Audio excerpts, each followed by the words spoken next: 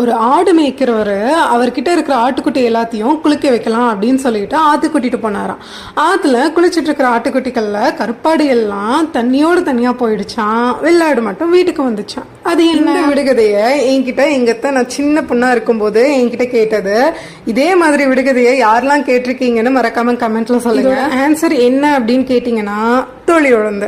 எப்படின்னாக்கா முன்னாடிலாம் இட்லிக்கு மாவு அரைக்கிறப்ப தொளி உளுந்து தானே போடுவாங்க இல்லையா? அது நல்லா ஊறின பிறகு கிரைண்டர்ல போடுறப்ப நல்லா வாஷ் பண்ணி கருப்பு உளுந்து எல்லாத்தையுமே ரிமூவ் பண்ணிடுவாங்கல்ல, அந்த கருப்பு உளுந்தை தான் இங்க வந்து கருப்பாடு அப்படின்னு மென்ஷன் பண்றாங்க. நல்லா இருக்குல்ல?